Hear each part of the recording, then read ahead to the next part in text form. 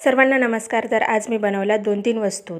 पहिल्यांदा मी करंज्यांचं सारण बनवून घेतलेलं होतं. त्यानंतर मी बनवलेला होता चिवडा आणि संध्याकाळी मी बनवल्या शंकरपाळ्या. इथे विवान मला छान खोबरं किसून देतो आहे, म्हणजे सर्व खोबरं त्याने नाही किसलेले, त्याला फक्त हौस होती, त्यामुळे त्याला 1 वाटी मी दिलेली होती किसण्यासाठी. त्यानंतर मी इथे एका बाजूला छान रवा भाजून घेतला, त्यानंतर खोबरं पण छान भाजून घेतलं आणि मग त्यानंतर त्यामध्ये जे मटेरियल टाकायचं ते सर्व छान खरपूस भाजून घेतलं.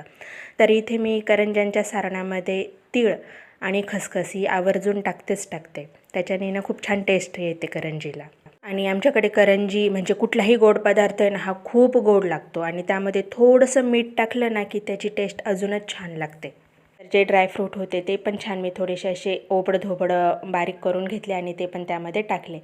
तर हे असं आपलं करंजीचं छान सारण तयार झालेलं आहे.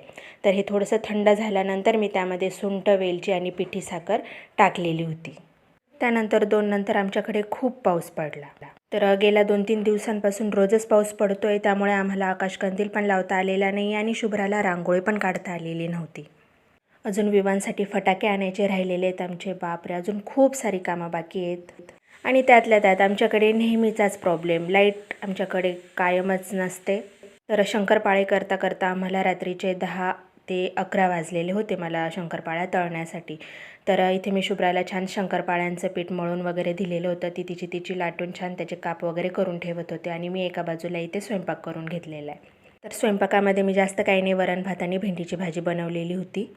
मग स्वयंपाक झाल्यानंतर लगेचच आम्ही सर्वांनी जेवणं वगैरे करून घेतले. शुभ्राचे पप्पा पण दमूनच आलेले होते, कारण दिवसभर कामासाठी गेलेले होते ते, आणि अशा पण त्यांना अजून सुट्ट्या मिळालेल्या नाही आहेत कंपनीच्या, आणि त्या मिळाल्या पण तरी त्यांची बाहेरची कामं जी असतात ती त्यांना करावीच लागतात.